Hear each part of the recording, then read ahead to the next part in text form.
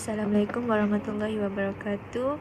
We are from JSC 2205B, Group 1. Today we're going to present about Malaysia as the global pioneer and powerhouse in the sukuk market.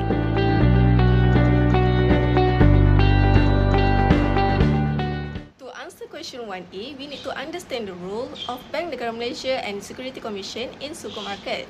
So let's go into detail of the roles of Bank Negara Malaysia first. BNM play a significant role in sukuk market. As we look on the regulatory focus, BNM has set the rules of sukuk market in Malaysia towards its banking and financial system stability.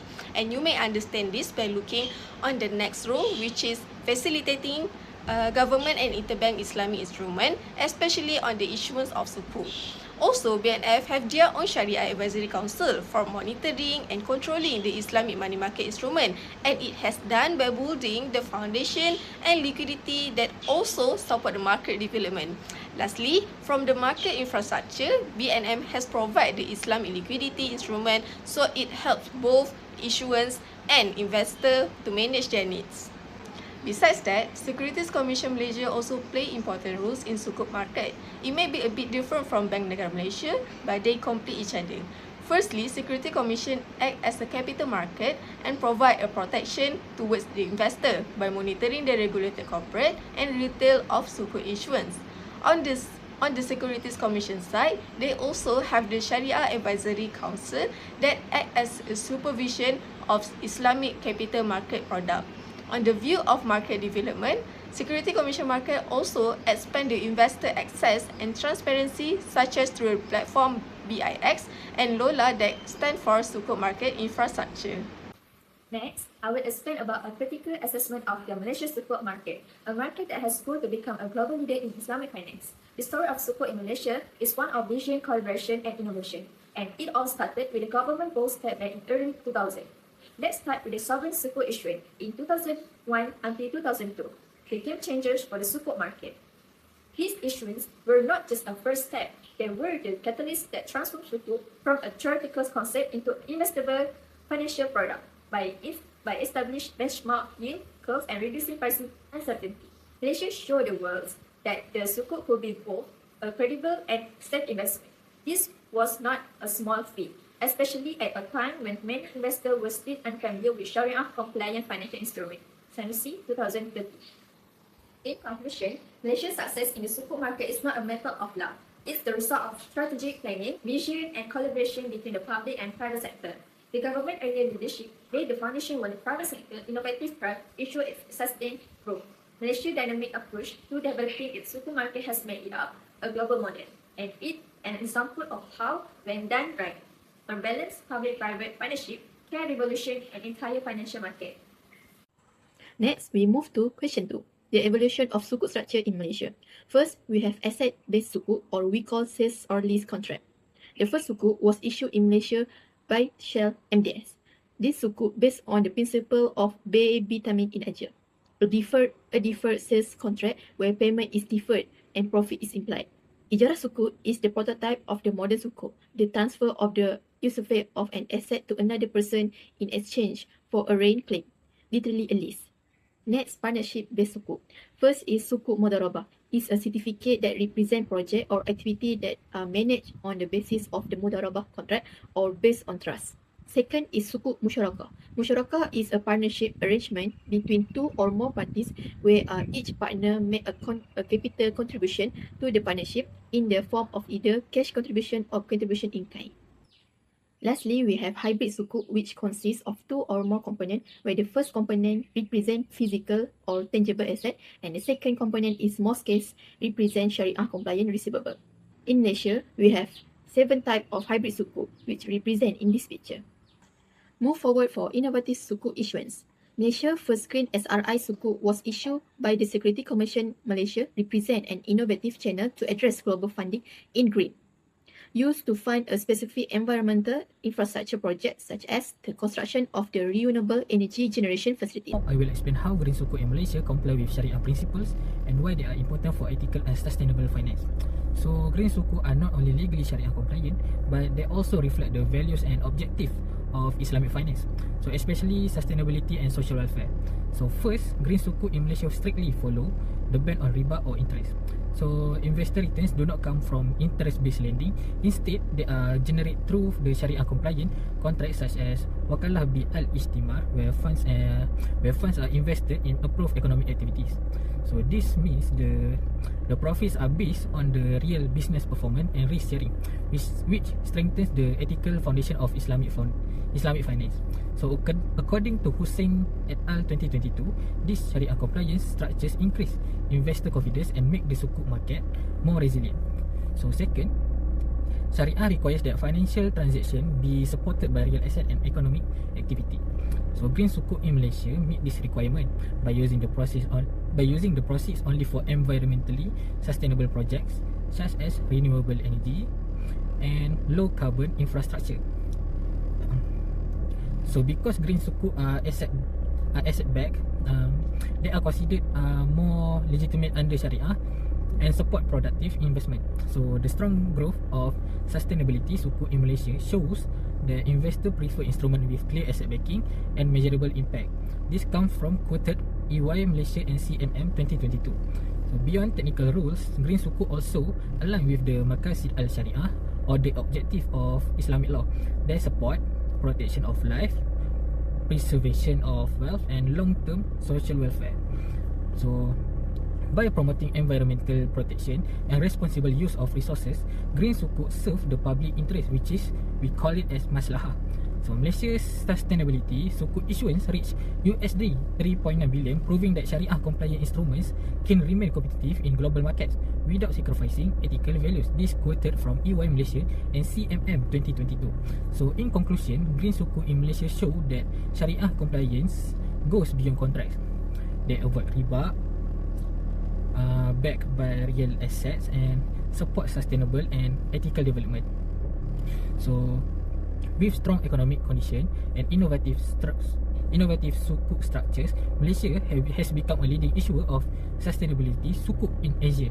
So this prove that sukuk can play important role in long-term economic growth and sustainable development while fully meeting the objective of Islamic finance. Now I am going to explain about the impact. So green and sustainability sukuk have changed the landscape of sukuk markets. So they are no longer niche instruments meant by only for a specific group. Today they attract both Islamic and conventional investors by combining Sharia compliant structures with global sustainability goals. Green sukuk appeal to religious, ethical and financial values at the same time. So from the Islamic investors' perspective, green sukuk strengthen the core values of Islamic finance. Traditional sukuk already follow Sharia rules such as prohibition of riba, asset backing and risk sharing. So green sukuk go one step further by adding environmental and social objectives. So investment in renewable energy and sustainable infrastructure support Maqasid al-Sharia, public interest, which is we call maslahah. This increase religious legitimacy and investor confidence. This can be quoted at Hussein et al. 2022 explain that strong Sharia structures and ethical consistency help make the Malaysian sukuk market more resilient and attractive. And conventional investor, green sukuk help remove the usual barriers linked to Islamic finance. So they align well with the ESG frameworks which are widely used in global capital markets. So this allows pension funds, asset managers and institutional investors to invest without violating their mandates. So Malaysia's strong green sukuk issuance reaching a USD 3.9 billion shows growing interest from a diverse investor based on proof that sukuk are now competitive financial instrument, not just religious product. Quoted at EY Malaysia and CMM 2022.